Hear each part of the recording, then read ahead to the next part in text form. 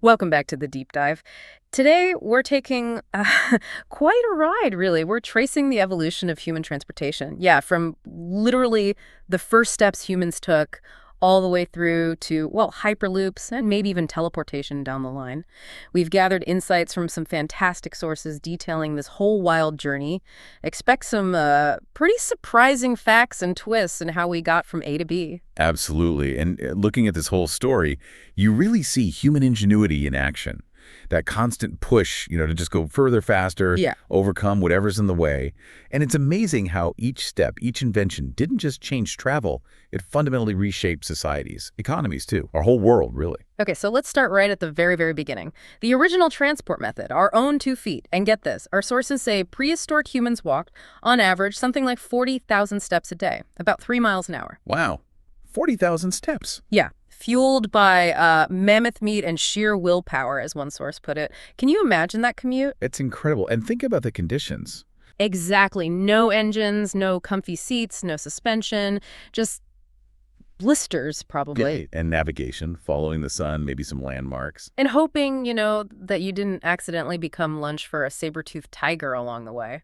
It really puts things in perspective. Walking wasn't just transport. It was kind of the original endurance test. It shaped everything about early human life. You have to wonder, did they ever think, ugh, do I really have to walk that far today? But they did it. They had to. And that sheer physical effort, walking maybe 10, 15 miles a day just for basic survival, it dictated so much. Community size, resource gathering. It was the absolute foundation. So, okay, walking gets us around, but it's slow, and you can only carry so much. What was the first big upgrade? Enter the horse. Ah, yes. Horsepower, literally. Adding a bit of, shall we say, personality to travel. Yeah, definitely personality. Our sources paint owning a horse back then as, well, potentially chaotic. A game changer, though, right? Suddenly, distances shrink. Oh, massively. But yeah, chaotic. Your fuel is hay. Your top speed, highly dependent on the mood of your seed that morning. And the brakes. Basically, yank hard on the reins and hope for the best. Plus, the random kicks, the sudden detours for a tasty patch of grass. And let's not forget the occasional poop parade, as one source charmingly put it. It was kind of the original Uber, maybe. But with a serious attitude problem. Exactly. But jokes aside, harnessing animal power was revolutionary. It wasn't just about personal travel. It changed warfare, agriculture, everything. It allowed humans to move faster, carry more, and project power over much larger areas. A fundamental shift. Okay, so we've got feet, we've got horses. What else changed the game early on? Well, 2 massive ones. Yeah. Boats and wheels. Kind of parallel developments, really. Water travel started simple, I guess. Tying logs together. Pretty much. Then you get canoes, dugout logs. Eventually, people figure out sails. Harnessing the wind. Smart. Yep. Wind power, and probably a lot of coordinated shouting like HEVE, heyday. Yeah. Definitely. And then on land, the wheel. The wheel.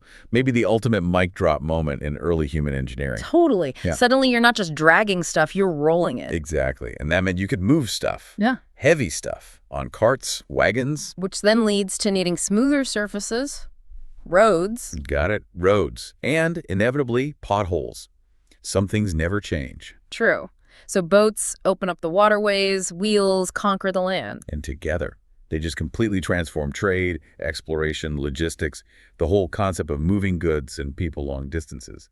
Think about it. Ancient trade routes connecting civilizations. That was all built on boats and wheeled carts, long before engines. It laid the groundwork for, well, everything that came next. Okay, let's fast forward quite a bit. Human power, animal power, wind, wheels, that dominated for millennia. Then comes the 1800s. The Industrial Revolution hits the road, or rather, the rails. Trains, roaring onto the scene, as one source puts it, with all the subtlety of a metal dragon. I like that. Long, loud, powerful, and a huge leap, right? Speed, capacity. Yeah. And the ability to, actually nap while traveling significant distances, that must have felt revolutionary. Absolutely. Yeah. But trains weren't the only game in town for long. Nope. Because then came the car, the rebellious child of the horse cart, apparently. A good way to put it. Personal, mechanized transport. Freedom on 4 wheels. And it brought a whole new culture with it, didn't it? Horns were invented purely for road rage, or so it seems sometimes. Yeah. And people started naming their cars. Mechanics became these crucial figures, almost like therapists for engines. Oh, and the backseat driver, that eternal question, are we there yet? A classic. And back then, gasoline was cheap. Pollution, Barely a blip on anyone's radar yet. The sense of personal freedom must have been immense. It really was. Our sources emphasize how cars and trains started to democratize travel in a big way. More people could go more places more easily. It changed where people lived, how cities grew, created suburbs. Leisure travel became a thing for many families. It reshaped society's fabric. Okay, so land travel is getting fast, efficient, but humanity wasn't done looking up. Nope. Next stop, the sky. The Wright brothers, that iconic moment at Kitty Hawk, taking flight. It still feels kind of magical, doesn't it? Defying gravity like that. Totally. And suddenly the world shrinks dramatically. New York to Tokyo in, what, under a day? Unthinkable just decades before. It connected the globe in a way nothing else could. But let's be honest, flight also introduced some unique modern challenges. Oh yes, the joys of air travel. Airport delays. The interesting culinary experience of the first in-flight meals, often described as slightly edible cardboard. Haha, sounds about right. And crying babies, seemingly always in every row. And the luggage, the almost sacred tradition of the airline losing your luggage. It's a rite of passage, isn't it? But despite all that, Yeah, despite the hassles, the sheer fact of flying, of crossing continents and oceans so quickly is still pretty amazing. it fundamentally altered our perception of distance and time, fostered global business, tourism, cultural change on an unprecedented scale. It really made us a single, interconnected world. So we've conquered land, sea, and air. What's left? Well, leaving Earth entirely, of course. Right, the space age. Satellites first, pinging signals back home. Then astronauts. Yeah. Those iconic images of humans walking on the moon. And eventually, billionaires. Yeah. Yes. Space tourism, the ultimate flex, as the kids might say. Pretty much. Orbiting the planet just because you can. It's the new frontier of luxury travel. Absolutely. And people are already talking, maybe half-jokingly, about parking on Mars someday. Or, a few Airbnb listings popping up on the moon. You never know. We're definitely looking outwards now. But it does raise questions, doesn't it? This hyper-exclusive frontier. You mean accessibility? Exactly. Is space exploration going to be for all of humanity or just a very select, very wealthy few? It's a big discussion point our sources touch on. What does that mean for the future? That's a really important point. So back here on Earth, or maybe slightly above it, what's next? The future that's almost here. Well, we're seeing it already, aren't we? Self-driving cars are becoming more real, electric vehicles taking over. Drones delivering packages, maybe even pizza. Yep. And jetpacks. Our sources say, yes, really, jetpacks are actually becoming a thing. Maybe not for commuting yet, but... Wow, okay. And then there's the Hyperloop concept. Right. Shooting people between cities in vacuum tubes at incredible speeds, like giant pneumatic mail. It sounds like science fiction, but they're building test tracks. They are.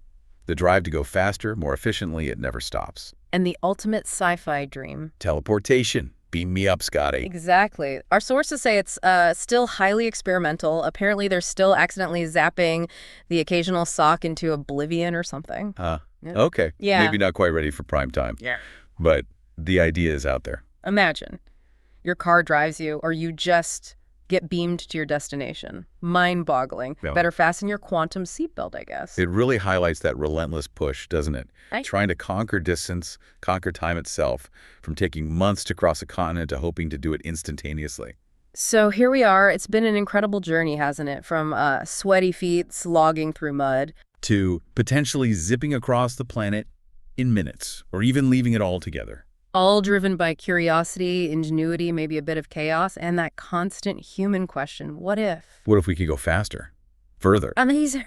So thinking about this whole sweep of history, the question for you listening is, if you could pick any mode of transport from history, which ride would you choose? The slow, blistered walk, the unpredictable horse, a jet setting across the globe, or maybe even that billionaire rocket ride? And maybe a final thought to chew on.